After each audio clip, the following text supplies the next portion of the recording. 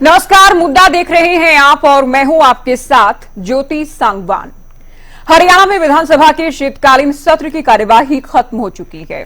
सत्र अनिश्चितकाल के लिए स्थगित हो गया है, लेकिन अब सत्र पर सदन के बाहर भी जोरदार सियासी हंगामा देखा जा रहा है। विपक्ष किसान, रोजगार, युवा और कानून व्यवस्था के मुद्दे पर एक बार फिर से सरकार को घेर रहा है। आरोप लगा रहा है कि सत्र में सरकार ने जवाब ठीक से नहीं दिए। दूसरी ओर सत्ता पक्ष का कहना है कि सत्र में सभी मुद्दों पर सही से जवाब दिए गए हैं। हरियाणा के विकास के लिए कई विधेयक भी पारित हुए हैं। तो चलिए इस रिपोर्ट के जरिए आपको बताते हैं कि 4 दिन के शीतकालीन सत्र में क्या क्या खास रहा है। देखिए,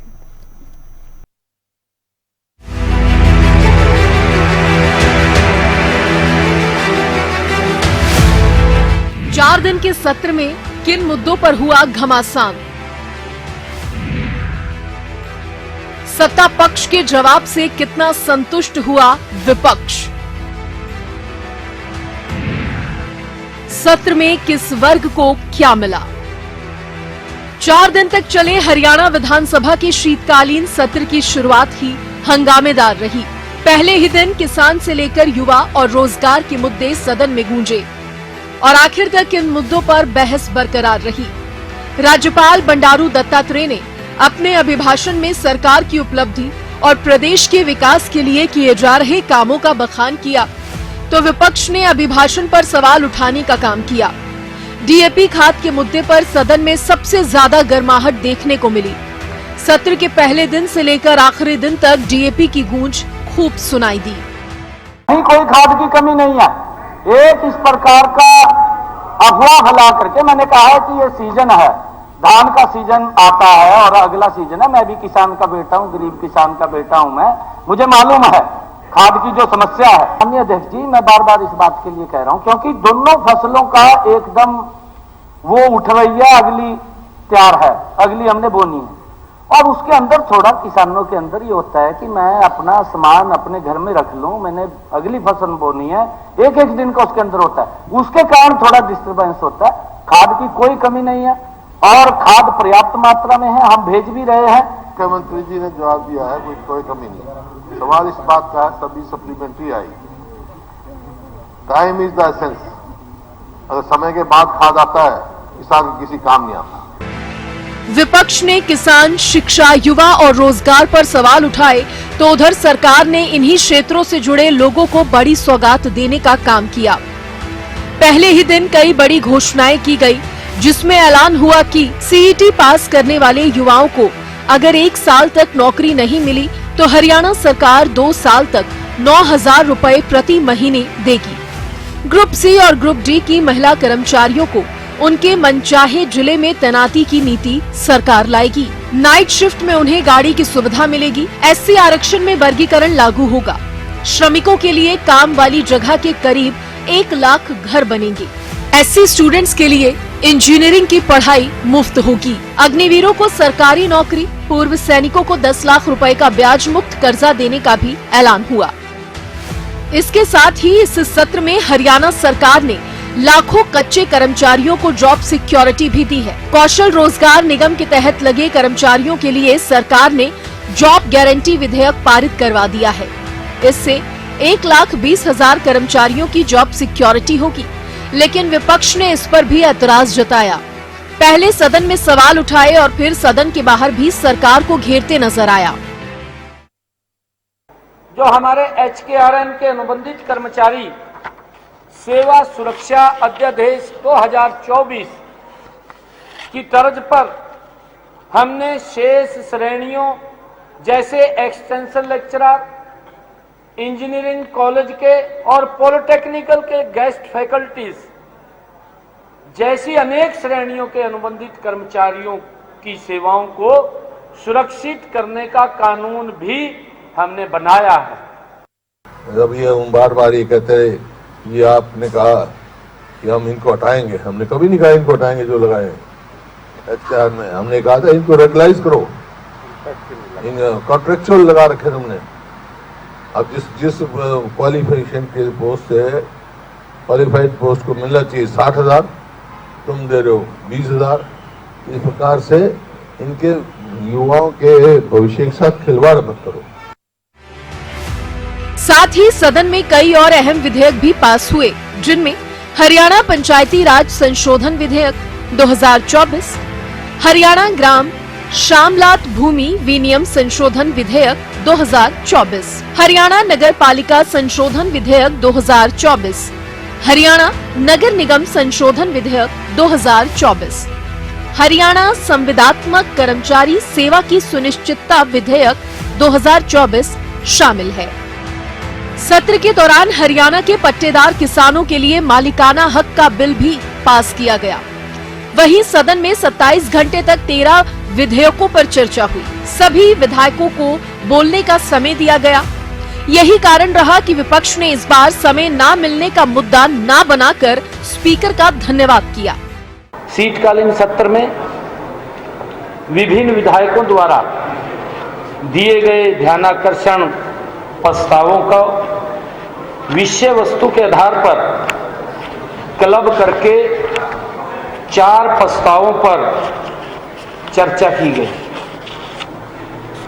सदन में पटल पर रखे गए 13 विधेयकों पर भी चर्चा की गई। बढ़िया ढंग से 15वीं विधानसभा का सेशन चला और स्पीकर साहब का पूरे हाउस ने धन्यवाद किया किस प्रकार से उन्होंने सबको टाइम दिया और जो बिल आए उन पे सब पे चर्चा भी की।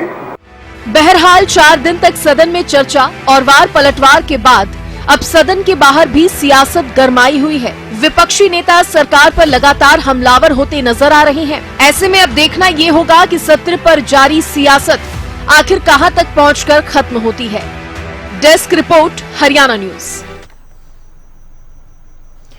चलिए सत्र को लेकर चर्चा की शुरुआत करते हैं। कुछ खास मेहमान हमारे साथ जुड़ गए हैं। राजवीर रोहिल्ला, प्रवक्ता बीजेपी, ललित अरोड़ा, प्रवक्ता कांग्रेस, विजेंद्र रेहडू, प्रवक्ता इनेलो, राजेंद्र जादून, वरिष्ठ पत्रकार भी हमारे साथ डिबेट में जुड़ गए हैं। आप सभी का बहुत स्वागत है चर्चा में। शुरुआत बीजेपी से करते हैं। रोहिल्ला साहब, एक तरफ सत्र की कार्यवाही खत्म हो गई है, अनिश्चितकाल के लिए स्थगित कर दी गई है।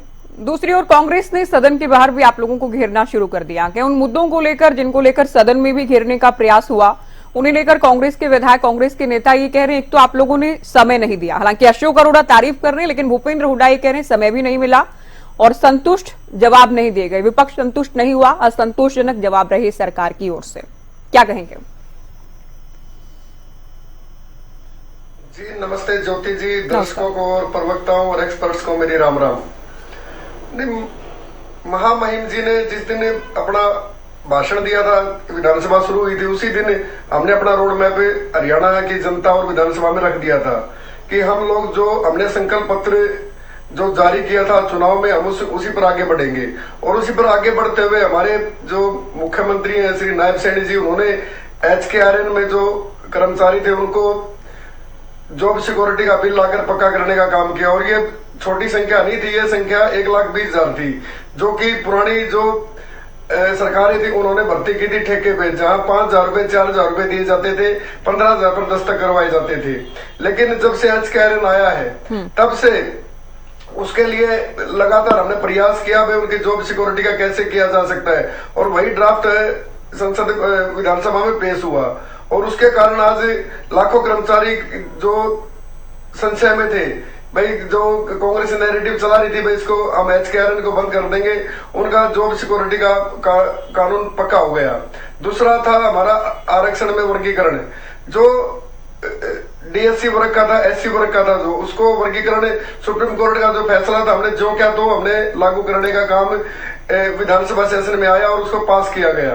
तो ये जो महत्वपूर्ण जो ऐतिहासिक काम है, ये काम कोई आज के लिए नहीं है, ये काम लगातार चलते रहेंगे, क्योंकि इन कामों की वजह से ही आगे आने वाली जो पीढ़ी है हमारी उनको बेनिफिट होगा। जो वंचित लोग हैं, जो समाज में जिन्हें कोई कभी धर्म के नाम पे, जात के नाम पे पीछे रखा जाता था, उनको आगे आने का मौका मिलेगा।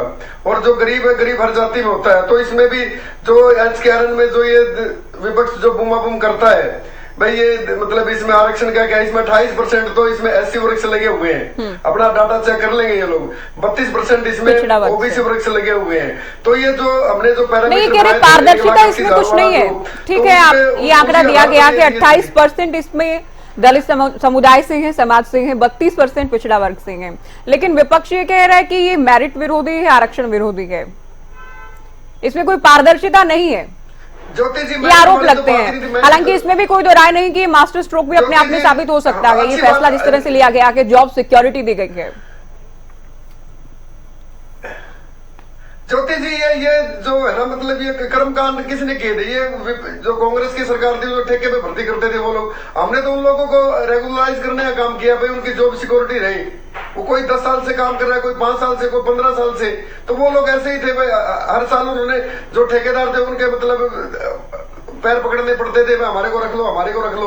लेकिन हरियाणा सरकार जो नायब सैनी जी के नेतृत्व में तीसरी बार आई है, उसने इन चीजों को खत्म करने का काम किया। हमने बीच के दलाल सब खत्म कर दिए, क्योंकि हमने खुद देखा है कांग्रेस राज में ये जो पैसे भी लेते थे भाई, तुम्हारी तीन मतलब हमारे को तनख्वाह दे दो, 2 दे दो, और या नगद भी लेते थे लोग, और उसे और 15,000 रुपए दस्तक करवाते थे, किसी को 5,000 देते थे, किसी को 7,000। ऐसे बहुत से उदाहरण थे। तो हमने तो इन्होंने जो गलत काम किए हुए थे, हमको उनको ठीक किया है। और जो आत्मसम्मान से जो कर्मचारी लगे वो अपनी जॉब कर सके अच्छे से, ईमानदारी से, तो हमने तो उनको सेव किया है। एक है तो सेफ है, तो यही तो बात है, हमने तो सेव किया उन लोगों को। लेकिन इन लोगों का जो ये है भाई, इनका विपक्ष का काम है मतलब आलोचना करना, तो ये आलोचना करते नहीं। हम जनता को समर्पित है। हरियाणा सरकार सिर्फ और सिर्फ जनता के लिए उत्तरदायी है, हमें इनसे कोई मतलब नहीं। क्योंकि आज सेशन का एक महत्वपूर्ण दिन था। आज भी इनके जुलाना के जो विधायक है, जो अपने आप को किसान की बेटी और ये अन्य चीजें बोलते हैं, भाई हमने किसान पहलवान ये सब, वो आज महाराष्ट्र में जाके वोटें मांग रही है, तो जुलाना क्या करेगा? पिछले क्या दिन आई है वो। तो ऐसे जो ये लापरवाह जो इन्होंने विधायक चुने हैं, जो जनता इनसे जवाब मांगेगी, भाई तुमने हमारे लिए क्या मांगा सदन में? तो हमारे लिए कोई दिक्कत नहीं, हमारी पूरी हाजिरी थी। हमारे सभी विधायक मंत्रीगण सभी फील्ड में भी हैं और विधानसभा में भी हैं। और रही बात डीएपी की, बार बार डीएपी की बात करते थे। चलिए, वो अगले राउंड में पूछेंगे। अभी ठीक है, पहले उत्तर के लिए काफी है। ठीक है, काफी समय आप ले चुके हैं। ललित अरोड़ा जी, क्यों लग रहा है हुड्डा साहब को कि पूत के पांव पालने में ही दिख गए हैं, सरकार नाकाम हो गई है? इस सत्र में ऐसा क्या हुआ जो भूपेंद्र हुड्डा ये आरोप लगा रहे हैं? नए मुख्यमंत्री के साथ पहली बार आमना सामना सदन में हुआ है, ये आप भी जानते हैं। 12 मार्च से वो मुख्यमंत्री है और अब 13-14 को इनसे पहली चर्चा शुरू हुई अभिभाषण के बाद। अब अभिभाषण क्या होता है? राज्यपाल कोई अपनी भाषा नहीं बोलते हैं, अलग ही नाम उनका ही होता है। सारा करेक्ट ना भविष्य की योजना है वो हरियाणा सरकार का ही होता है। अब आप क्या समझते हैं कि कल को हम ये कहें कि 5 ट्रिलियन की जो इकोनॉमी है वो कैसे होगी? 14% ग्रोथ ना हो तो हरियाणा का हिस्सा क्या रहेगा उसमें, उस ग्रोथ में? ये सवाल पूछना वाजिब तो होगा ही नहीं ना इन लोगों की नजर में। बीपीएल में इनके प्रवक्ता मेरे साथ बहस कर रहे थे और इनके अध्यक्ष ने भी बोला कि हमने जो है वो बीपीएल में कैंडिडेट बढ़ाए। ये तो शर्म की बात है। अगर आप बीपीएल के लोग बढ़ते हैं, हालांकि वो कहना कुछ और चाह रहे होंगे, लेकिन ऐसे बयान देने से बचे जिनका कोई पता नहीं है। अब ये बीपीएल परिवार जो है, अगर हरियाणा में 70% आबादी बीपीएल की है, 30% जो है नॉन बीपीएल है, तो ये कैसे हम कहते हैं हरियाणा विकसित है? क्या इस राज्य को विकसित कहा जा सकता है? इन्होंने जो 2 साल अपनी डिक्लेरेशन बेसिस पे जो ऐड कराए हैं वो सब्सिडी देने के लिए या सेंटर से मदद देने के लिए, वो दाव तो उल्टा पड़ गया। हमारी आबादी 63% या 70% के बीच में है, 27 लाख का युवा बेरोजगार है। अब ये मुद्दा हम विपक्ष के तौर पर उठाए ना कि ये तो झूठ बोलते हैं। फिर ये कहते हैं कांग्रेस के टाइम में क्या होता था। कांग्रेस के टाइम में अगर रोजगार के मामले में कोई भी गलती है, आपने एक भी कंप्लेंट दर्ज नहीं करे, 10 साल का भी मालिक दे। कोई एक शिकायत तो हुड्डा साहब का नाम लेते हो बार बार, आपको बेटे की सरकार कहते हो। हुड्डा साहब के खिलाफ कोई केस है क्या? उनके किसी मंत्री के खिलाफ केस है क्या? जितेंद्र हुड्डा 4-5 बार एमपी बने, उसमें बाप को बेटा का क्या कंट्रीब्यूशन है? ये सिर्फ बकवास करके झूठ बोलते हैं। हम सवाल उठाए तो कहते हैं आप झूठ बोलते हो। फिर सच क्या है? हरियाणा की राजधानी का फैसला आपने ज्ञानचंद गुप्ता जी ने मोशन भेजा मुख्यमंत्री की तरफ से, 10 और 12 एकड़ की आपस में लेन देन की बात हुई, तो उस समय आप ये कहते हो कि हरियाणा और पंजाब 60-40 में, यानी 60 पंजाब और 40 हरियाणा का हक है। फिर लोगों समझौते में आप कहते हो पंजाब का हक है लेकिन कंडीशनल है, तो क्यों नहीं पंजाब सरकार की कंसेंट ली गई? और दूसरी बात, जब मेरा हिस्सा 40% है तो मैं किस लिए जमीन दूं? मैं अपने 40% में से ही ले सकता था। डिमार्केशन किस लिए? अब 550 करोड़ का तो लेआउट है उसके ऊपर में। अगर आपका काम इसी बिल्डिंग से चल जाता है, 10-15 कमरे और ले लीजिए या वहां बन सकते हैं, तो नहीं क्यों बनानी? जब तक डिस्प्यूट है, आप डिस्प्यूट तो पहले ही खत्म कर रहे हो। जो हमारा डिस्प्यूट चंडीगढ़ के साथ है 300 गाँव। आप जानते हैं 2026 में परिसीमन होगा, विधायकों की संख्या बढ़ेगी, और अगर जो पहले से ही हरियाणा मांग रहा था विधानसभा में अतिरिक्त जगह जो कि हरियाणा का हिस्सा गए, पंजाब ने अब तक तो नहीं दी, आप लोग भी सरकार में रहे हैं, अब नहीं। और जहां तक पंजाब के कंसेंट की बात है, आपको लगता है कि पंजाब कभी भी हरियाणा को, चाहे एसवाईएल की बात हो चाहे चंडीगढ़ में हक की बात हो, आपको लगता है कि पंजाब की किसी भी सरकार ने, चाहे कांग्रेस की सरकार रही हो, कभी कोई सहमति दी है? विरोध के अलावा कुछ किया है पंजाब ने? अरोड़ा साहब, क्या कह रहा हूँ मैं, क्या कह रहा हूँ सुनिए तो सही है ना। मैं ये कह रहा हूँ कि जब मालिकाना हक पंजाब का है 60%, तो यूनियन टेरिटरी के आईएएस से बाबू से आपने परमिशन ले ली, यही हुआ ना। इससे बार्गेनिंग करी आपने 10 एकड़ 12 एकड़ की, जरूर तो क्या ऐसी बार्गेनिंग की? अगर हमें 15 कमरे डालने हैं वहीं पे ही परमिशन लेके हम उसी बाबू की परमिशन लेके बता देते। लेकिन सवाल उठाने को भी आप कहते हो सवाल ना उठाओ। उसके अलावा मैडम ये है कि ये कोई राजधानी 58 साल या कितने सालों से चल रही है, तो आज थोड़ी राजधानी बनी। अगर डिस्प्यूटेड टेरिटरी है तो हमारे को 10-15 कमरे बनाने तो कल तो पंजाब विधानसभा परिसीमन में उनके बढ़ेंगे तो वो भी बढ़ा ले, तो जितने कमरे वो बनाते उतने हमें दे दें। अगर ये तो 5 साल के लिए मिली हमें बाहर निकाल देते हैं, किसी की हिम्मत तो चंडीगढ़ से हमें निकाल दे। ये पॉलिटिकल झगड़ा जो भी कर रहे हैं, लेकिन इसमें ये तो सच है ना कि इन्होंने बार्गेनिंग करके जो है बिल्डिंग बनाने के लिए सारा फाइनल कर लिया, लेआउट पर्यावरण की मंजूरी 13 तारीख को बोली आ रही, तो क्या इन्होंने कॉन्फिडेंस में लिया था कांग्रेस को, लोकदल को, आप पार्टी को, जेजेपी को? चलिए काउंटर में रोहिला साहब, हालांकि सीएम साहब तो ये उम्मीद कर रहे हैं कि जहां पर हरियाणा के हकों की बात के सभी पार्टियां एक साथ के एक मत के। अब अरोड़ा जी कह रहे हैं इतना बड़ा मुद्दा कि इसकी गूंज हमने सत्र में भी सुनी है, तो क्या कॉन्फिडेंस में कांग्रेस को लिया है? क्या पंजाब सरकार का कंसेंट लिया गया है?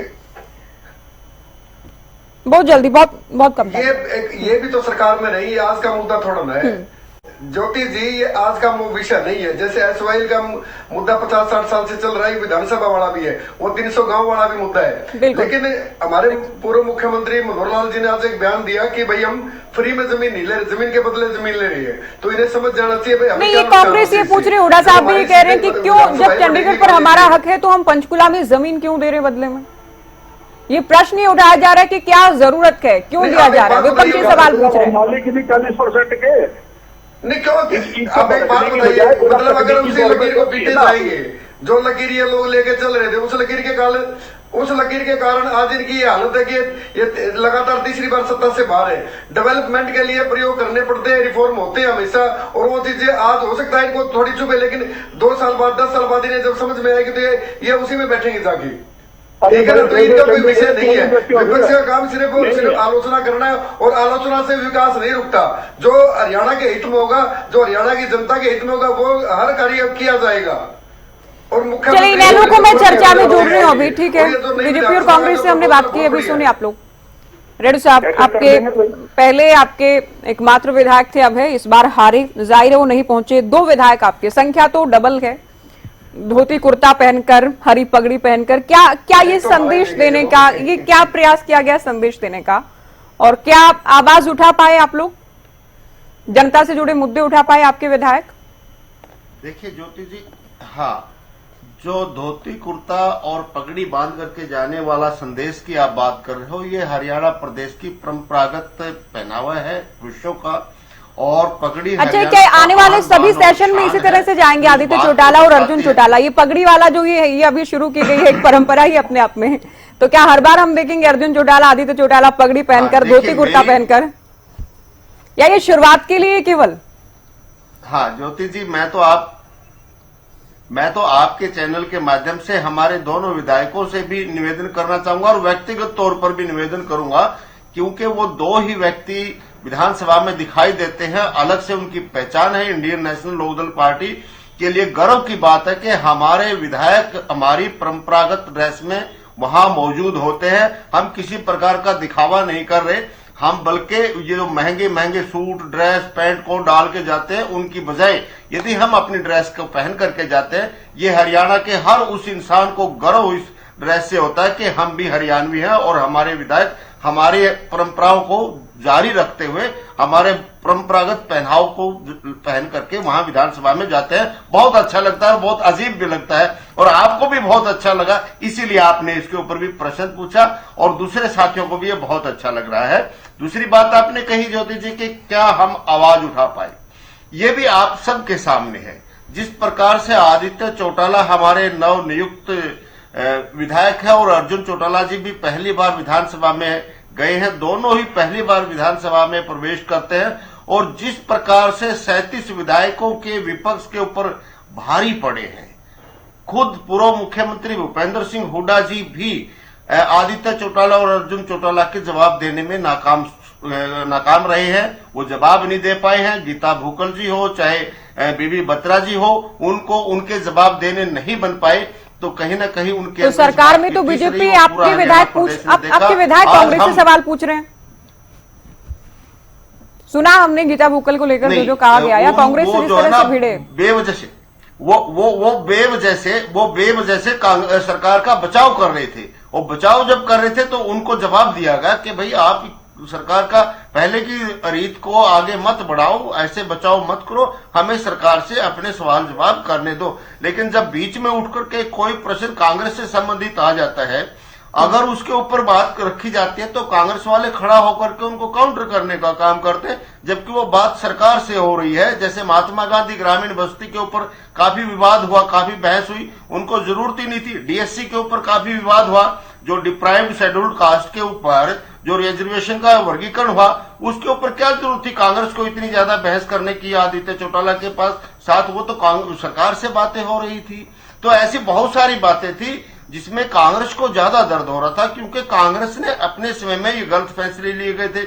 जैसे डीएससी का क्लासिफिकेशन ऑफ रिजर्वेशन था, वो 2005 तक ठीक था, कांग्रेस ने उसको अलग करने का काम किया था, इकट्ठा करने का काम किया था, तो उसका खामियाजा उसको भुगतना पड़ रहा है। और जब उसकी बात आदित्य चौटाला जी विधानसभा में उठाते हैं तो कांग्रेस को ज्यादा दर्द होता है। इसलिए मैं कह रहा हूं कि कांग्रेस को ज्यादा तकलीफ हो रही थी। लेकिन इसके बावजूद जो है, देखिए कांग्रेस का नेचर भी आपके सामने आ गया है।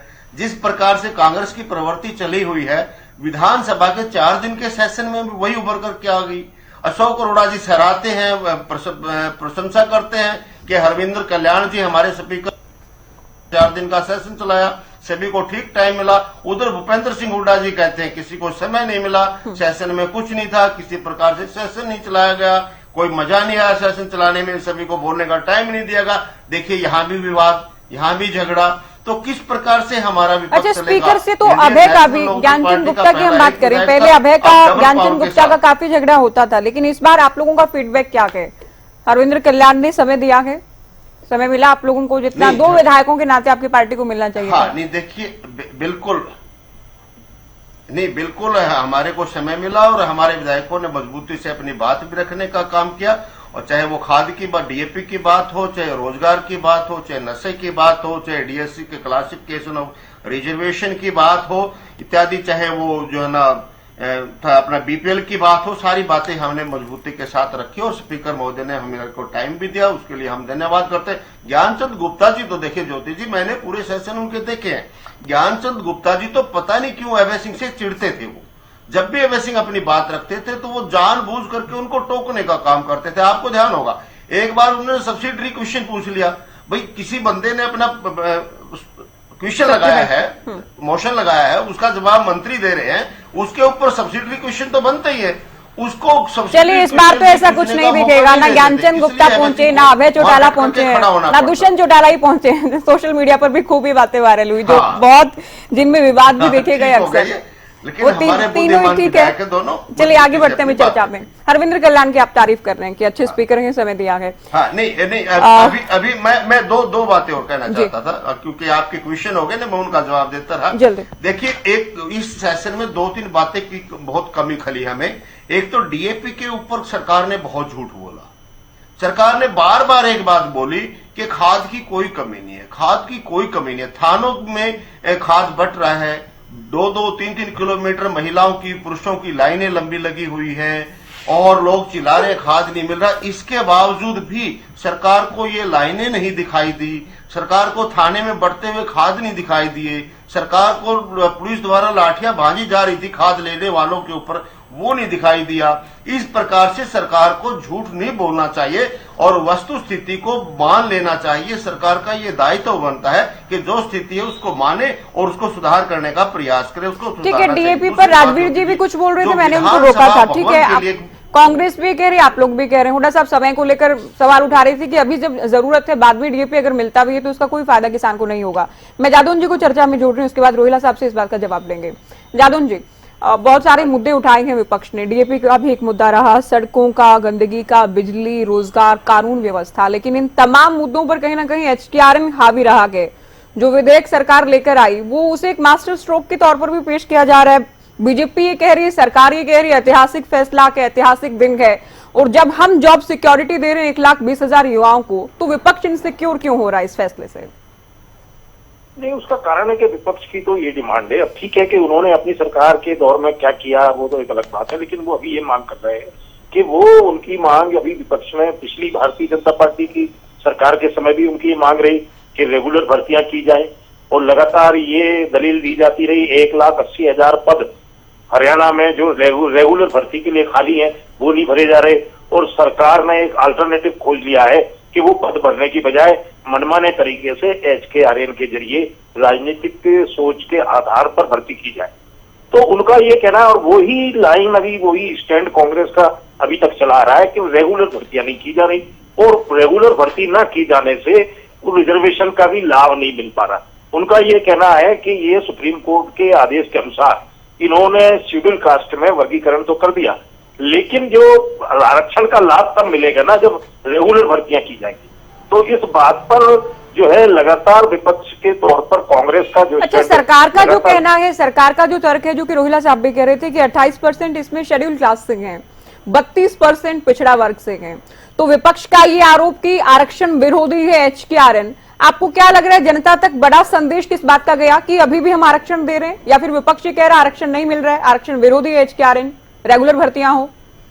नहीं, निश्चित तौर पर कि नहीं, विपक्ष का ये अपनी दलील है कि रेगुलर भर्ती होनी तभी आरक्षण का पूरा लाभ मिलेगा, और तभी जो है प्रभु पदोन्नति में आरक्षण और तमाम तरह के जो आरक्षण के लाभ है वो मिल पाएंगे। उनका ये कहना है एचटीआरएन के जरिए तो सरकार अपनी मंशा से, अपनी मर्जी से जिसको चाहे भर्ती कर लेती है, और फिर वो ठीक है कि उन्होंने जो है उनकी जो नौकरी की गारंटी दे दी है वो बिल पास कर दिया गया है कि वो रोजगार एचटीआरएन जो के जरिए जो लोग भर्ती होने वाले हैं उनको जो है रिटायरमेंट की एज तक कंटिन्यू रखा जाएगा। तो वो इस तरह का, और उसमें ये भी प्रावधान है कि समय समय पर उनको महंगाई भत्ते और दूसरे भत्तों का लाभ भी मिलेगा। तो वो इस तरह का है, लेकिन कांग्रेस की दलील अपनी ये है कि रेगुलर भर्ती जिस तरह से परंपरागत तरीके से जो होती थी और फुल पे स्केल मिलता था और उसमें जो रिजर्वेशन कोटा होता था वो कोटा मिलना चाहिए। अब इन्होंने डिवीजन तो कर दिया, लगातार कांग्रेस का स्टैंड यही था कि डिवीजन कर रहे हैं लेकिन रिजर्वेशन दे नहीं है, और ये जो डिवीजन है और एचटीआरएन है ये रिजर्वेशन को खत्म करने का एक तरीका है। तो उनकी ये दलील है, वो अपने स्टैंड पर कायम है। अब उसको फिर वो इस तरह से कह दिया जाता है कि ये जो है वो डिवीजन का विरोध कर रहे हैं, इसलिए जो इनको ये सुप्रीम कोर्ट के अनुसार जो डीएससी है, डिप्राइव शेड्यूल कास्ट है, वो उसका हित इनको रास नहीं आ रहा है। तो उस तरह की जो है विरोध करने का तरीका है, लेकिन उनकी अपनी दलील ये है। तो कांग्रेस उस स्टैंड पर कायम है, वो पिछली सरकार की समय से चला रहा है उनका, और अभी भी कायम है। तो आगे भी मुझे लगता है कि वो इस पर कायम रहेंगे। और अभी बीजेपी तो ये कहती है ना, ठेका प्रथा खत्म किया कि ये उसका विकल्प है, रेगुलर भर्तियों का नहीं। रेगुलर भर्तियां जो अभी स्वीकृत पद खाली हैं उन्हें भरा जाएगा बिना पर्ची खर्ची के, बात भी सदन में उठी है। रोहिला साहब, डीएपी को लेकर देखिए सदन में भी विपक्ष ने खूब घेरा है सरकार को, झूठ बोल रही है सरकार, आपके विरोधी आरोप लगा रहे हैं, आरोप ये लगाए जा रहे हैं। ठीक है, सीएम भी कहते हैं, विभागीय मंत्री भी, कृषि मंत्री भी बार बार कह रहे हैं, लेकिन विपक्ष ये कह रहा है जो कतारों में लगे हैं किसान, ये घंटों तक इंतजार कर रहे हैं, जो थाने में खाद बट रही, डीएपी बट रही, जो कि विपक्ष के आरोप हैं। तो क्या ये झूठ है या फिर सरकार जो दावा कर रही है वो झूठ है? मैं जदौन साहब की बात का पहले एक बार जवाब दे दूं। इन्होंने कहा कि राजनीतिक हिसाब से ये भर्तियां की गई है एचटीआरएन में। सर, हमने भर्तियां नहीं की थी, हमने तो बहुत कम की है अभी तक, लेकिन वो जो पहले ठेके पे लगे हुए थे वो राजनीतिक नहीं थी क्या? एक सवाल ये भी बढ़ता है। मैं राजनीतिक भर्तियां वो थी, हमने राजनीतिक भर्तियां नहीं की। अगर राजनीतिक, आप बताओ कि किसी कार्यकर्ता का कोई बच्चा लग गया क्या? अगर वो मेरिट के हिसाब से या जो 1,80,000 इनकम के हिसाब से, नॉर्म के हिसाब से लग गया तो दूसरी बात है, लेकिन हमारे यहाँ वो पर्ची खर्ची तो चलती नहीं। रही बात रेगुलर भर्ती की, तो 24,000 भर्ती अभी की है मुख्यमंत्री जी ने शपथ लेने के तुरंत बाद, तो ये भी तो रेगुलर भर्ती है ना। तो ये चीजें चलती रहती हैं, लेकिन जो सरकार है, सरकार अपना काम हमेशा करती है और अल्टीमेटली सरकार कोई भी आए उसका काम होता है जनता के हित की रक्षा करना, उनको राहत देना। ये हो गया आपकी बात का जवाब। दूसरी बात डीएपी की बात, तो डीएपी पर मैं मुख्यमंत्री जी ने भी और हमारे जो कृषि मंत्री जी उन्होंने पूरा डाटा दिया था। भाई 2,30,000 मीट्रिक टन पिछली 2023-24 की रबी की फसल में लगा था। अब की बार 2,60,000 हमारा अप्रूवल हुआ, जिसमें 54,000 मीट्रिक टन हमारे पास बफर स्टॉक था। 1,52,000 टन हमारे पास आ चुका था 16 तारीख तक, और 20,000 टन अभी भी दुकानों पे था। ये अफरा तफरी का माहौल विपक्ष द्वारा एक नैरेटिव बनाया गया, भाई खाद नहीं है, खाद नहीं है, ठीक है ना। तो ये फिर कई बार क्या हो जाता है कि अविश्वास हो जाता है, भाई चल तू भी 4 कट्टे लेके रख ले, शायद मिले ना मिले, 2 कट्टे तू भी ले। तो एक वो चीज होती है हमेशा, और ये आज से नहीं, मैं मतलब हम भी किसान, हम भी लाइनों में लगते थे, ठीक है ना। तो ये कोई लंबी चौड़ी बात नहीं है। फसल जो रबी की फसल तकरीबन बुवाई हो चुकी है, सिर्फ गेहूं की बुवाई बाकी है 5-7 दिन की, और वो भी निपट जाएगी। तो ये जो डीएपी का मामला था, ये भी इनका फिनिश हो गया। पहले इन्होंने एमएसपी पे बूम करी, और एमएसपी पे डीएपी का मामला किसानों का था, विपक्ष का था, और ये सारे किसान, क्योंकि तस्वीरें तो सामने आती हैं, सारे किसान विपक्ष के बहकावे में आए हैं, या एक नैरेटिव जो बनाया गया उसी के चलते कतारों में लग गए, या कुछ जेन्युइन भी थे इनमें से। आप ये मानेंगे कहीं कहीं तो कमी हुई होगी, या कहीं अव्यवस्था रही होगी, कहीं अगर डीएपी है भी तो किसानों तक पहुंचाने में कोई ना कोई कमी खामी रही होगी। और अगर किसानों में अविश्वास था तो आप लोग भी विश्वास में उन्हें नहीं ले पाए होंगे। छापे मारे गए, सुनिए मेरी बात, 185 जगह पर छापे मारे गए, 7 जगह एफआईआर हुई है। ये विधानसभा में श्याम सिंह राणा जी ने बताया है। कहीं ना कहीं जो डिस्ट्रीब्यूशन सिस्टम है उसमें दिक्कत हुई है थोड़ी बहुत, और उस चीज को हमने कंट्रोल भी किया, छापे भी मारे गए हैं, एफआईआर भी हुई है। तो वो एक बात बताइए आप मुझे, भाई मतलब भगदड़ मच गई तो उसमें तो पहले आप हो जाता है ना, पहले मैं, तो वो चीजें थोड़ी हो जाती है, और समाज में ये चीजें होती रहती है कोई। लेकिन कुल मिला के जो रबी का जो हमारा जो सीजन है वो बहुत अच्छा गया है, कहीं भी कोई कमी नहीं रही है, और जो छोटी मोटी बात थी वो सरकार के संज्ञान में थी, उन चीजों का निवारण किया गया है। और डीएससी पर मैं इनेलो के साथी से पूछना चाहूंगा, जो इनके एक प्रवक्ता है कृष्ण कुटेल जी, वो डीएससी का वर्गीकरण है जो उसमें विरोध कर रहे थे, और आप समर्थन कर रहे हो, तो पहले आप अपनी पार्टी में एक बार बैठ के बात कर लो, भाई आपने स्टैंड कौन सा लेना है। तो मेरा ये खास निवेदन है विजेंद्र रेड्डी जी से, मेरे दिल से आते हैं। चलिए रेड्डी साहब बता दीजिए, कुछ कहना भी चाह रहे हैं। बिल्कुल, डीएससी का वर्गीकरण जो हुआ है हम उसके समर्थन में है। डीएससी का मतलब ही ये है डिप्राइव्ड शेड्यूल्ड कास्ट, यानी जिनसे छीना जा रहा था, उनको हक नहीं मिल पा रहा था, वो 36 ऐसी जातियां जिनको डिप्राइव किया गया था रिजर्वेशन के बेनिफिट से, उनको हक मिलना चाहिए था, उनको हक मिला है। और 2005 से पहले उनको मिलता भी था, लेकिन 2005 में आकर के कांग्रेस पार्टी ने उसको खत्म करने का काम किया था, और उसके बाद ये कंटिन्यू चल रहा था। अब ये अलग हुआ, हम इसके समर्थन में हैं। दूसरी बात, खाद की बात इन्होंने की ज्योति जी, ये कहते हैं अफरा तफरी मच जाती है। ये हर साल ही क्यों मचती है, चाहे वो रबी की फसल हो चाहे खरीफ की फसल हो, हर बार ही अफरा तफरी मचती है। तो इसके पीछे कहीं ना कहीं ये सरकार जिम्मेवार है। पहले कभी अफरा तफरी नहीं मची, हमारे शासन में तो कभी नहीं मची 2005 तक। तो अब ये कांग्रेस के शासन में भी लठों से पिट पिट करके किसान को खाद मिलता था, और भारतीय जनता पार्टी भी ऐसे ही तरीके को अपनाई हुआ है। सच्चाई ये है, सरकार को सब्सिडाइज करना पड़ता है खाद को, और सब्सिडाइज करने से बचने के लिए जितना मिनिमम डीएपी दिया जा सके उसका सरकार का प्रयास होता है, इसलिए शॉर्टेज बना करके रखी जाती है। कुछ लोग इंतजार करके अपने आप बिजाई कर लेंगे, कुछ कम डाल करके बिजाई कर लेंगे, जानबूझ करके शॉर्टेज क्रिएट की जाती है। इसके अलावा इसमें और कोई रीजन नहीं है। आज मुख्यमंत्री जी का भी हमने एक बाइट सुनी है, वो भी कह रहे थे कि अगली फसल के लिए खरीद करके रख लेते हैं। ज्योति जी सब जानते हैं, मुख्यमंत्री महोदय भी किसान वर्ग से ही आते हैं, उन्होंने भी किसानी की हुई है।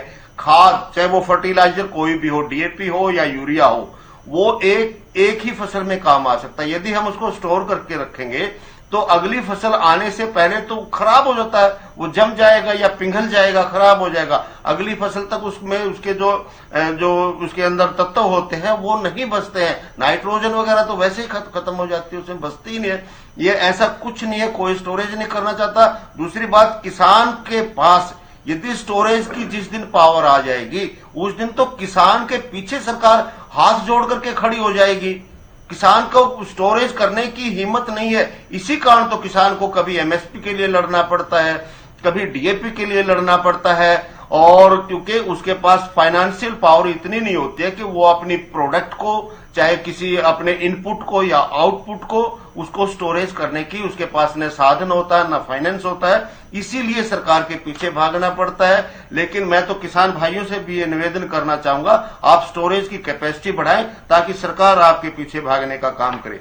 दूसरी बात देखिए ज्योति जी, इसमें एक बड़ा मुद्दा ये रहा सेशन में, हरियाणा विधानसभा के भवन के लिए 12 एकड़ जमीन क्यों दे रहे हो, 10 एकड़ क्यों ले रहे हो, हमारा 40% का हक बनता है और हम क्यों बदले में जमीन दे, इसके ऊपर भी एक बड़ी चर्चा चली हुई है। मैं तो एक सार्वजनिक रूप से ये कहना चाहूंगा, इसके ऊपर ज्यादा कुछ आर्गुमेंट न करके इस पे पूरी सभा, पूरा विपक्ष और पक्ष मिलकर के फैसला करे, क्योंकि इसमें दो पहलू बनते हैं। ये पहलू भी सही है कि जब हमारा 40% राइट है तो हम बदले में जमीन क्यों दें, ये भी सही लगता है, सही जचता है। लेकिन कहीं ना कहीं यूनियन टेरिटरी एक अलग से यूनिट है, अलग से इकाई है। आज हम 10 एकड़ पर कब्जा करेंगे, कल को पंजाब 20 एकड़ पर कब्जा करेगा, फिर हम 50 एकड़ पर कब्जा करेंगे, तो ये यूनियन टेरिटरी के स्टेटस को भी खतरा हो सकता है। तो ये बड़ा विचारणीय मुद्दा है। दिलचस्प ये है कि पंजाब के तो सारे ही राजनीतिक दल इस बात का विरोध कर रहे हैं कि हरियाणा को क्यों जमीन मिल रही है चंडीगढ़ में, लेकिन हरियाणा के विपक्षी दल इस बात का विरोध कर रहे हैं कि क्यों अलग से जमीन लेकर बनाया जा रहा है चंडीगढ़ में, या फिर पंचकुला में आप बदले में जमीन क्यों दे रहे हैं। हरियाणा में अलग अलग मत हैं सभी पार्टियों के। हाँ, मैं देखो अभी मैं अरोड़ा जी से, अभी जो रेड्डी साहब भी कह रहे थे कि अशोक अरोड़ा तो तारीफ कर रहे हैं, स्पीकर ने समय दिया, हुड्डा साहब को लग रहा है समय भी नहीं मिला, बातों के जवाब भी नहीं मिल पाए, तो क्या एक मत नहीं है क्या सेशन की कार्यवाही को लेकर, सेशन की जो कार्यवाही रही उसे लेकर बड़े नेता पार्टी के दोनों एक मत नहीं है क्या, अशोक अरोड़ा और भूपेंद्र हुड्डा। कई बार ऐसा होता है कि अपना अपना परसेप्शन है। मेरे को सिर्फ 10 सेकंड दीजिए, मैं एक बात कहना चाहता हूँ। पिछले रबी सीजन में 2,29,000 और 86 मीट्रिक टन डीएपी का उपयोग हुआ था। सबको पता है, ये हरियाणा सरकार के आंकड़े दे रहा हूँ, ये मेरे आंकड़े निजी नहीं है। फिर ये इन्होंने कहा कि 11 नवंबर तक हमारे पास 1,86,658 मीट्रिक टन डीएपी था। इस चीज को मैं चैलेंज करता हूँ। 53-54,000 को पिछला स्टॉक पड़ा था अक्टूबर का, और इन्होंने कोई 50,000, 60,000 या 53,000 का खरीदा था। तो ये कैसे सही दर्शा सकते हैं? अरे 229 था तो 229 का स्टॉक तो आया आपके बाद, ये नहीं आया। इस बात को मतलब हम कैसे मान लेके आया है जब आया ही नहीं है। एक रैक वहां आ गया, एक रैक वहां आ गया, एक रैक, ये सब कहने से बात बनती नहीं है। क्यूमुलेटिव फिगर क्या है, ये कोई भी प्रवक्ता या हरियाणा गवर्नमेंट का कोई ऑफिसर बता दे, तब तो मानेंगे कि इनका इमरजेंसी अरेंजमेंट था। अगर 1 से 10 तारीख तक तो मैक्सिमम खरीद हुई, और उसमें वो प्राइवेट पार्टियों से की गई है, डीलरों से, उन्होंने स्टोरियों के पास भी था ये माल। ऐसा है, हम सिर्फ आलोचना नहीं कर रहे, हम ये चाहते हैं कि सरकार जब अगली बार इसका अरेंजमेंट करे रबी सीजन का, तो हमें पिछले साल की कंजम्पशन प्राइवेट और पब्लिक वाली। अभी नैनो प्रवक्ता को आपने सुना अरोड़ा साहब, क्योंकि इनके बाद आप लोगों की सरकार थी 10 साल के लिए, इनका कहना है आपकी सरकार में भी दोनों कार्यकाल में हालात कुछ अलग नहीं थे, लाठियां डंडे पड़ते थे किसानों के लिए जो डीएपी की कतारों में लगते थे। डंडे नहीं पड़ते थे, ये तो इन्होंने डंडे थोड़े मारे हैं। ऐसे तो इस आलोचना का अंत नहीं है। बात तो डीएपी की हो रही है, और ये 10 साल 11वें साल में इनकी सरकार चल रही है, तो सवाल इनसे किए जाएंगे। अगर आप भी पत्रकार सवाल नहीं करते कि आपने पहले इसको एंटीसिपेट क्यों नहीं किया, पिछले साल के हिसाब से आप स्टॉक मंगाते, ये बात गलत है। इसके अलावा जो डीएपी है, ये कानून व्यवस्था की समस्या भी है। सभी कह रहे हैं थाने में बेचा जा रहा है। अरे मैं कह रहा हूँ निजी खिलाड़ियों को धान बेच दिया गया, कहा आपने 3100 रुपए दिए, उन दिनों भी आपने रेट दे दिया, ये 2323 रुपए में बेच के आ रहे थे। तो ये मत कहिए 45 किलो का कट्टा मिल रहा है 50 किलो की जगह, और रेट 500 रुपए ज्यादा लग रहा है, 600 रुपए। इससे कोई बात नहीं कर रहा कि हमें कितना महंगा मिल रहा है। ये इस तरह से बात नहीं होगी। दूसरी, इसके अलावा एक और बात है कि इस समय क्राइम बहुत ज्यादा है। 2100 लाटो योजना वाला इन्होंने शुरू नहीं किया। फिर जो पलायन कर रहे हैं उनके बारे में बात नहीं होती। स्वास्थ्य सुविधाओं में 42% के करीब पैरामेडिक स्टाफ और डॉक्टर नहीं है हरियाणा में, वहाँ कैसे इलाज होता होगा। अब आप एक लेडी है, मेरी एक बात समझिएगा कि जो ये क्या कहते हैं टेस्ट होते हैं इसके एब्डोमेन वगैरह के, क्या उसको बोलते हैं, वो टेस्ट जो है हमारी बहनें करनाल सिविल अस्पताल की बात बता दूं, सवेरे 3 बजे आ जाती हैं, 10 बजे उनका नंबर आता है, 35-30 टेस्ट की लाइन लगी हुई है, 2 बजे तक जितने टेस्ट हुए उसके बाद सबको भेज दिया जाता है वापिस। और वो बाहर बहुत कॉस्टली है। अल्ट्रासाउंड की बात कर रहा हूं, अगर आपने डायलिसिस को इस तरह से किया है तो उसका भी डाटा किसी सार्वजनिक करिए 100 दिनों बाद, ये कितनी मशीनें हैं, कितनी वर्किंग है, कितना स्टाफ काम कर रहा है और कितने लोगों के डायलिसिस फ्री की है, तब हम मानेंगे कि इसका अच्छा, ये हमें इलाज के लिए बहुत अच्छी सुविधा वहां मिली है। दूसरा, उसी तरह से अल्ट्रासाउंड के लिए बहनों के लिए जरूरी व्यवस्था करें कि हमारी बहनें वहां रात को हॉस्पिटल में ना पहुंचे, अपने टाइम से जाए, उनको पर्ची देगा वो चली जाएंगी। मेरा मतलब है उसके लिए 4 दिन 1 दिन के अल्ट्रासाउंड के लिए उनके लगते हैं, दिहाड़ियां 3 खराब होती है, जबकि बाहर बहुत महंगा है। तो इस तरह नहीं कि सारा कुछ इनकी सरकार आ गई सारा कुछ ठीक हो गया, हर सरकार की कमियां हैं। अब इन्होंने 5 लाख आवास देने की बात करी है, 35 गज, 50 गज, 100 गज स्कीम हमारी बनाई हुई थी, इन्होंने बंद कर दी। अब ये इसके लिए राजस्व कहां से लाएंगे ये बताइए? कोई नया प्लाट नहीं आ रहा है, कम से कम खाद यूरिया का एक प्लाट लगा लो, जब आपकी इतनी खपत है और कम से कम हजारों लोगों को रोजगार मिलेगा और बिजली की मतलब कई तरह ट्रांसपोर्टेशन की कॉस्ट में बचेगी। चलिए, आपने बहुत सारे सवाल उठाए हैं, लेकिन एक सवाल 3100 रुपए एमएसपी का रोहिला साहब विपक्ष पूछ रहे हैं, दूसरा 2100 रुपए महिलाओं को जो राशि दी जानी थी उसे लेकर भी, जबकि आप संकल्प पत्र को, घोषणा पत्र को आप लोग संकल्प पत्र कह रहे हैं, संकल्प पत्र को सीएम साहब वचन पत्र कह रहे हैं, तो इन 2 मुद्दों को लेकर विपक्ष घेर रहा है आप लोगों को। हाँ, पहली बात मैं अरोड़ा जी को करेक्ट कर दूं, 3100 रुपए एमएसपी की बात नहीं हुई थी, और आज जो धान बिक रही है वो 3200 से लेके 4800 तक बिक रही है, क्योंकि अब धान आ रही है 11, 21 और 17, 18, बासमती आएगी तो 6000 से भी ऊपर जाएगी। तो ये तो मुख्यमंत्री जी ने जो कहा वही हो रहा है। और जो 2320 की थी वो एक एमएसपी था जो दिया गया है, जो मोटी धान है, जो डीबीटी के माध्यम से जो गरीबों को या जो इस क्राइटेरिया में आते हैं उनको दिया जाता है, ठीक है ना। तो ये बात होगी एमएसपी की। रही बात डीएपी की, तो डीएपी 2,30,000 आपने कुछ स्वीकार किया है, उससे 10-12% एक्स्ट्रा अभी, अरे आपने स्वीकार किया सर, एक बार सुनो मेरी बात आप।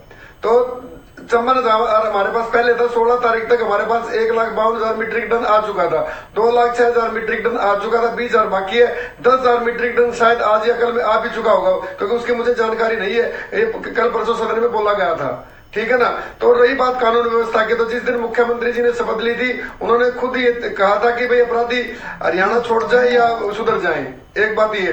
दूसरी बात जो माइग्रेशन की बात है वो आज की समस्या नहीं है, वो बहुत पहले की समस्या है, ठीक है ना। आपके टाइम पे ही वो दलाल पैदा हुए थे जो कनाडा भेजते थे, अमेरिका भेजते थे, ठीक है ना। लेकिन हरियाणा सरकार ने HKRN के माध्यम से वैकेंसियां निकाली और लाखों बच्चे गए हैं। अभी जापान की निकली हुई है, अभी भी जापान की HKRN के माध्यम से निकली हुई है, उसमें कुछ पैरामीटर दिए गए हैं और तुरंत प्रभाव से भर्ती हो गए कुछ, और कोई पैसा नहीं लगता जो ये जिनको, क्योंकि हर किसी को कहीं भी जाने का अधिकार है, तो कुछ बच्चे जाना चाहते हैं तो वो अगर लीगल तरीके से जाए। और हरियाणा की नायब सैनी जी की सरकार ने जो ये लीगलाइज कर दिया है, इसमें दिक्कत नहीं होनी चाहिए, स्वागत होना चाहिए।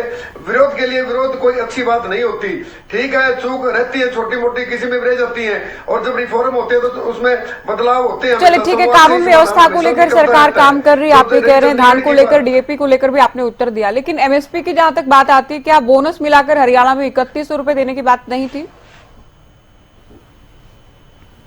ऐसी कोई बात ही नहीं हुई थी।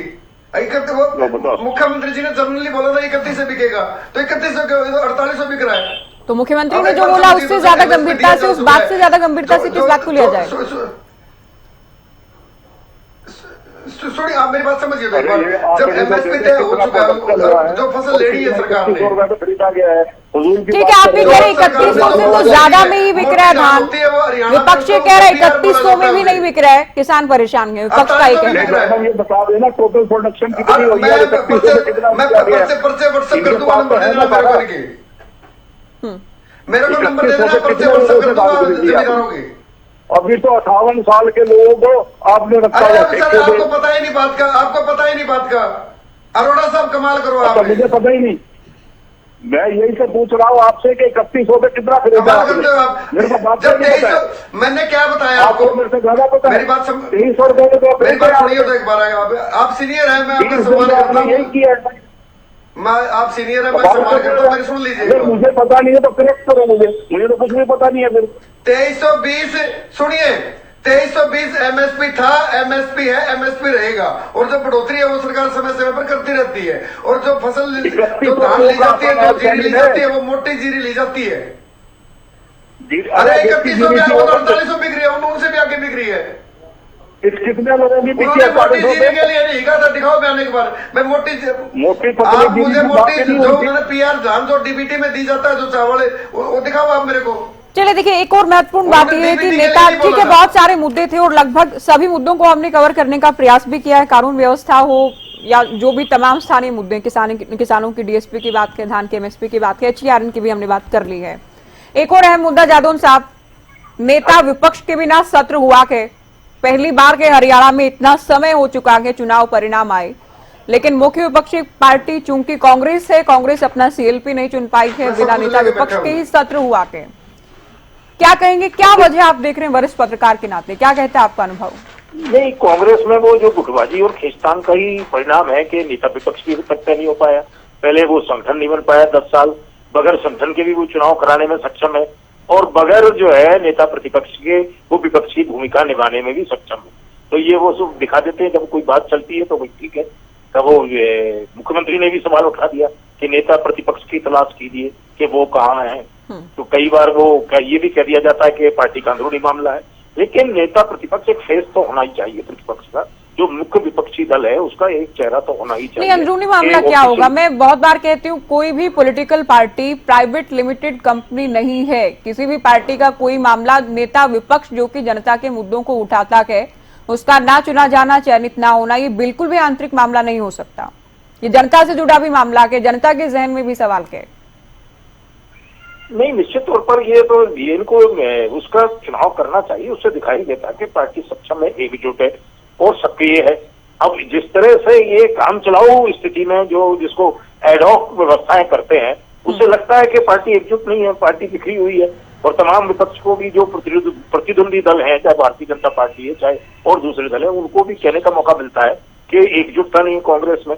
और आज भी वो ये दिखाई दे रहा है, अभी तक नेता प्रतिपक्ष का चुनाव नहीं हुआ, एक सेशन ही पूरा गुजर गया। पहले तो ये भी कहा जा रहा था कि सेशन की शुरुआत तक, सेशन शुरू होने से पहले नेता प्रतिपक्ष तय कर दिया जाएगा, लेकिन फिर वो भी नहीं तय हुआ। तो ये है कि कांग्रेस ने मुद्दे तो उठाए हैं, विपक्ष ने मुद्दे भी उठाए, लेकिन फिर भी सरकार जो है आराम से अपना सेशन चला लेगी। बहुत सारे ज्वलंत मुद्दे थे, पंजाब के साथ जो मुद्दे हैं, पंजाब के साथ जो भी हरियाणा की स्थिति है, वो बहुत कमजोर साबित हो रही है। विपक्ष ने मुद्दा तो उठा दिया, प्रधानमंत्री से बात की जाए और हम विपक्ष सरकार के साथ है, विपक्ष ने कह दिया बात करेंगे, लेकिन कोई बात नहीं। तुरंत ही एक प्रस्ताव तो पारित हो जाता विधानसभा में, एक प्रस्ताव तो पारित कर ही सकते थे कि हरियाणा का हक है और वो हरियाणा उस हक को अपना बनाए रखेगा और किसी का भी विरोध जो है इस मामले में बर्दाश्त नहीं किया जाएगा। एक प्रस्ताव पारित करके भी संदेश दे सकते थे, लेकिन वो मुख्यमंत्री ने बयान दे दिया कि एकजुट है, इस पर बात करेंगे और ये करेंगे, बस इसके बाद कुछ और उससे बात आगे नहीं। ना कोई विपक्ष इतना आक्रामक। सीएम साहब तो कह रहे पंजाब के सीएम इस बात को समझे। हम खुद मानते हैं कि हरियाणा पंजाब का छोटा भाई है, वो अपने बयान नसीहत भी दी है हरियाणा के सीएम ने। साथ ही ये भी सुझाव दिया कि आपको बनानी विधानसभा आप बना लीजिए चंडीगढ़ में, हम तो इनकार नहीं कर रहे हैं। देखिए, ऐसा है कि चंडीगढ़ पर जो एक्ट था पंजाब पुनर्गठन अधिनियम, उसमें ये साफ था कि अस्थायी राजधानी है पंजाब हरियाणा की। तो पंजाब ये कैसे कह सकता है कि पूरा अधिकार एकाधिकार हमारा है? ये तो कहना संभव ही नहीं है। इसके बाद भी जो अलग अलग समझौते हुए, शाह कमीशन ने कहा कि ये जो है 107 गांव हिंदीभाषी दिए जाए, तभी आप चंडीगढ़ ले सकते हैं। अनिल विज ने भी बयान दे दिया था कि पहले 107 गांव दो, तब चंडीगढ़ पर पूरा अधिकार आप जता सकते हैं, अपना दावा कर सकते हैं। और इसके अलावा भी राजीव लोगोवाल समझौते में भी यही हुआ था कि चंडीगढ़ को लेने के लिए हरियाणा को 107 गांव दिए जाएं और भाषाई आधार पर ही पंजाब का गठन हुआ था। जो विभाजन हुआ कि भाषाई आधार पर पंजाबी भाषी क्षेत्र को पंजाब में शामिल किया गया और हिंदी भाषी क्षेत्र को हरियाणा में शामिल किया गया। तो अब ये सब परंपराएं, जो व्यवस्थाएं, जो समझौते हुए हैं, उन सबको छोड़ के पंजाब के नेता किस तरह से, बल्कि पंजाब के जो बीजेपी प्रधान है उन्होंने भी कह दिया कि जो है हरियाणा को जमीन नहीं देंगे। तो ये बीजेपी सारी पार्टियां, मैं जो कह रही थी कि सारी ही पार्टियां पंजाब में एकमत हैं इस बात को लेकर कि चंडीगढ़ में क्यों हरियाणा को जगह मिले नए भवन के लिए। रोहिला साहब कुछ कह रहे थे, आएंगे आपके पास अरोड़ा जी। शायद नेता विपक्ष को लेकर भी आपको कोई टिप्पणी करनी थी। मैंने जादौन साहब से जब सवाल पूछा कि नेता विपक्ष नहीं दे पा रही है कांग्रेस, सत्र भी हो चुका है, हालांकि महाराष्ट्र और झारखंड के चुनाव का हवाला जरूर दिया जा रहा है। कांग्रेस पार्टी ने जो 50-55 लाख वोट लिए हैं, ये उन लोगों के साथ धोखा किया है। लोकतंत्र में ये चीजें नहीं चलती जो ये चलाने की कोशिश कर रहे हैं। अपनी पार्टी में कुछ चलाओ ये लोग। जब कोई जनसेवक जनप्रतिनिधि चुन के आ जाते हैं तो उनका एक प्रोटोकॉल के तहत कि एलओपी या नेता सदन बनाया जाता है, और ये तो सिर्फ धक्केशाही चल रही है हुड्डा साहब की। जो हुड्डा साहब ने, बल्कि ये बात बोलनी भी बड़ी, बाप बेटा बापू बेटा बोलते हैं, बिल्कुल बोलते हैं बापू बेटा, क्योंकि आपने सारी पार्टी को कब्जे में ले रखा है। कहाँ है शैलजा जी, कहाँ रणदीप सुरजेवाला, कहाँ है कैप्टन अजय सिंह यादव, या और जो नेता दर्जनों नेता कांग्रेस से निकले हैं, वो सब क्यों निकले? ये भी तो एक कारण है ना। तो उसी हठधर्मिता से इन्होंने पहले बोला 8 तारीख को नेता विपक्ष बनाएंगे, फिर 12 तारीख को इन्होंने फिर अपने विधायकों की मीटिंग बुलाई दबाव बनाने के लिए हाईकमान पर, और हाईकमान हमेशा इनके दबाव में रहता है। वो पता नहीं कौन सा इन्होंने वो नस पकड़ रखी है हाईकमान की, वो कुछ बोल ही नहीं पाते इस विषय में। तो ये भी पूरा हरियाणा जानता है। लेकिन ये उन 37-38 विधायकों का जिनको जो चुन के गए हैं, ये लोग जनता से धोखा कर रहे हैं। मैं तो ये बोलता हूँ इनको साथ भी नहीं जाने चाहिए थे। जो ये 37 गए हैं, ये भी धोखा है जनता से, क्योंकि ये लोग कोई तो चुनाव प्रचार में, आज अभी महत्वपूर्ण सेशन था, जो जुलाना के जो विधायक है विनेश फोगाट, वो महाराष्ट्र में वोट मांग रही है और फिर कहती है मैं किसान की लड़ाई लड़ती हूँ, मैं पहलवान की लड़ाई लड़ती हूँ। ये कोई लड़ाई नहीं लड़ते, ये लोग सिर्फ टाइम पास कर रहे हैं। इन्होंने जनता का जो सेंटिमेंट था उसको बुलाने का प्रयास किया, जो चल रहा था इनको ऊपर ऊपर जो दिख रहा था, लेकिन बाडड़ा से ठीक है, हो सकता है महाराष्ट्र के किसानों के मुद्दे उठा रही होंगी, वहां पर महाराष्ट्र के किसानों की लड़ाई लड़ रही होंगी। अरोड़ा जी, 2 आरोप लग रहे हैं बीजेपी की ओर से आपकी पार्टी पर। एक तो हरियाणा की जनता से धोखा की, नेता विपक्ष का चयन ना होना इतना समय गुजर जाने के बाद भी। रोहिला जी तो ये भी कह रही है हुड्डा साहब की हठधर्मिता के, वो नहीं बनने दे रहे हैं सीएलपी किसी को। एक अभी दिनेश फोगाट की बात कर रहे थे, कोई भी लेजिस्लेचर है बना हुआ कहीं पे भी पूरे हिंदुस्तान में, और वो पूरे हिंदुस्तान में पार्टी के प्रचार के लिए जा सकता है। अपने अंदर भी झांक लीजिए, ये फजूल की बातें, धोखा किया है। अरे मैं आपके धोखे की बात बता रहा हूँ, जरा जवाब देना मुझे। अभी आपने कर्नाटका के अंदर में मार्च में चुनाव होना था 23 में एलओपी का, और आपने नवंबर में वो अशोकन या किसको लगाया। 8 महीने बाद आपने वहां पे नेता, तो वहां पे किस की आपस में झगड़ा था, बाप बेटे की थी, क्या था, आपकी पार्टी एकजुट नहीं थी, ये लोगों से धोखा आपने 8 महीने तक करा रखा। मैं भी यही शब्द कहूँ, या मैं ये कहूँ कि आपकी पार्टी का आंतरिक मामला था और कहीं नहीं फैसला हो पा रहा होगा। हर जगह ग्रुपिज्म होता है तो आपका फैसला नहीं हो पा रहा था, वो आपने लेट कर दिया। लेकिन आज जब कांग्रेस का नाम आता है तो आप मेरा टोटल उठ के यही कहना शुरू कर देते हो धोखा किया। अरे भाई 56 साल हमने इस देश को चलाया है, और ये सारे जो संस्थान है, संगठन है, इंफ्रास्ट्रक्चर आजकल खड़ी हुई है, ये मीडिया में जो क्रांति आई है, डैम्स बनाए, IIT बनाए, ये हमारे बनाए हुए हैं। आज आप यहाँ बैठे हो इस चैनल पे, तो ये भी शुरुआत हमारे ही प्रयासों से हुई है, ये मत भूलें। हमने RTI दिया, हमने वोटिंग का राइट 18 साल किया, हमने ISRO बनाई, परमाणु विस्फोट किए। आप लोग नेता विपक्ष नहीं बना पा रहे, इसलिए सवाल उठा। और नेता विपक्ष नहीं बना पा रहे तो इन्होंने भी नहीं बनाया था ना। पूछो ना सवाल, कर्नाटक में 8 महीने क्यों नहीं बनाया था? ऐसा क्या हो गया जो आप बीजेपी से सवाल पूछते नहीं हो? मैं क्यों कर्नाटक का सवाल पूछूं? हरियाणा न्यूज है, हम हरियाणा के मुद्दों की बात करते हैं। हरियाणा की मुख्य विपक्षी पार्टी को हम तरजीह दे रहे हैं कि अपना सीएलपी नहीं बना पा रहे हैं, नेता विपक्ष नहीं बन पा रहे हैं। हाँ, एक बात आपने जरूर कही कि हर एक पार्टी में ग्रुपिज्म होता है, इनमें भी रहा होगा, तो आप इस बात की ओर तो इशारा कर रहे हैं कि हाँ हमारी पार्टी में है इसलिए हम नहीं बना पा रहे हैं। मैंने ये बोला हर पार्टी में ग्रुपिज्म होता है, इनका यहाँ नहीं है। साउथ हरियाणा वाले अलग बयान दे रहे थे, मैं CM बनूंगा, 20 साल करके मैं बनूंगा। ये तो आकांक्षाएं हैं, तो ग्रुपिज्म होता ही है, क्यों नहीं होता है? कभी अकेला भी कोई पार्टी छोड़ता, ज्यादातर लोग 5-10 बंदे मिलकर छोड़ते हैं ना। ग्रुपिज्म तो है ना वो। चलिए लास्ट कमेंट, आपके यहाँ से 10 एम्प्लॉय छोड़ गए तो संपादकीय विभाग के, तो ग्रुपिज्म हो गया ना फिर। चलिए मैं समझ नहीं पाई आपका उदाहरण। खैर लास्ट कमेंट्स का मत समझिए, मैं इतना ही समझा सकता हूँ। नहीं अरोड़ा जी, ठीक है, आप कितना समझा सकते हैं, नहीं समझा सकते हैं। मैं ये नहीं कह रही हूँ कि आप चैनल से तुलना करें, आप बीजेपी से तुलना करें। ठीक है, बीजेपी से जो पूछना होता है हम बीजेपी से पूछते हैं, कांग्रेस से जो पूछना होता है हम कांग्रेस से पूछते हैं। उसमें ये कह देना कि आप बीजेपी से पूछिए, बीजेपी में भी गुटबाजी है, तो बीजेपी का मुद्दा होगा उस दिन बीजेपी से पूछेंगे। नेता विपक्ष तो बीजेपी को नहीं चुनना है, मैंने बताया ना कि उन्होंने 8 महीने नहीं बनाया, आपने पूछा तो मैंने आपको कहा हम हरियाणा के मुद्दे को लेकर बैठे हैं। रोहिला जी आप जवाब दीजिए बहुत जल्दी। आपने सवाल ही गायब कर दिया। नहीं मैंने कोई सवाल गायब नहीं ज्योति किया। जी जो कांग्रेस सुनिए कांग्रेस के साथ प्रॉब्लम क्या हुई है, 2005 में ये लोग पूर्ण बहुमत के साथ 67 सीटों के साथ आए थे, हुड्डा साहब को मुख्यमंत्री बना दिया। हुड्डा साहब ने अपना वो चक्कर चलाया कि सारी कांग्रेस ही उड़ गई। आज सिर्फ और सिर्फ बाकी है हुड्डा कांग्रेस।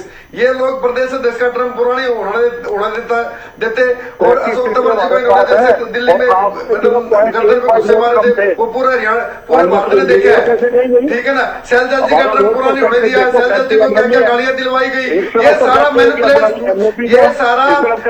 किया सौदा है और ये बिल्कुल लोकतंत्र की हत्या। चलिए ठीक है रोहिला जी, मैं लास्ट कमेंट रेणु साहब आपसे चर्चा का लास्ट इस पार्टी में कोई रहना नहीं चाहता। विजेंद्र रेड्डी जी बोलिए आप। हाँ, ठीक है ना, भारतीय जनता पार्टी की जो सरकार जो हमारा सेशन कंप्लीट हुआ, मुख्यमंत्री जी ने एलओपी क्यों नहीं बन पा रहा है? आप यहाँ चर्चा चल रही, कांग्रेस ने एलओपी क्यों नहीं बनाया है, ये यही आपके प्रवक्ता महोदय ही स्पष्ट कर रहे हैं कि हर किसी का अपना अपना परसेप्शन होता है, किसी को कुछ अच्छा लगता है, किसी को कुछ अच्छा लगता है। तो किसी पार्टी में यदि सभी का अपना अपना परसेप्शन, हाँ, हाईकमान में तो कुछ होगा ना, तो वहां डिसिप्लिन कहां से आएगा ज्योति जी?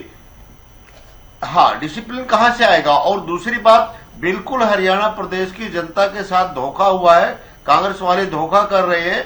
जब उन्होंने सरकार बनानी चाहिए, बल्कि मैं तो ये भी कहता हूं, लेकिन सरकार नहीं बन सकी इनकी अपनी गलतियों के कारण, तो मुख्य विपक्ष बना, तो मुख्य विपक्ष की भूमिका तो कम से कम निभा ले ठीक से। ये तो मुख्य विपक्ष की भूमिका भी नहीं निभा रहे, सभी अपना अपना परसेप्शन लेकर के बैठे हुए, तो किस प्रकार से मुख्य विपक्ष की भूमिका ये निभाने का काम करेंगे? ये कहते हैं 56 साल हमने देश को चलाया, बिल्कुल चलाया आपने देश को, लेकिन वो कांग्रेस बनी थी जो 1885 में कांग्रेस बनी थी और जिसने देश के लिए लड़ाई लड़ी थी, देश को आजादी में बड़ा योगदान दिया था, वो कांग्रेस आज नहीं रही भाई। 1975 तक की जो कांग्रेस हुआ करती थी, 1975 वाली कांग्रेस बिल्कुल डिफरेंट कांग्रेस हो गई है। अब तो कांग्रेस में लूट खसोट और अपनापन, अपना मैं मेरा, ये ज्यादा। ठीक है रेड्डी साहब, बहुत शुक्रिया आपका, सभी का बहुत शुक्रिया, आप लोगों ने वक्त दिया। तो हरियाणा विधानसभा के शीतकालीन सत्र को लेकर मुद्दों और सियासत को लेकर हमने चर्चा की। फिलहाल दीजिए इजाजत, नमस्कार।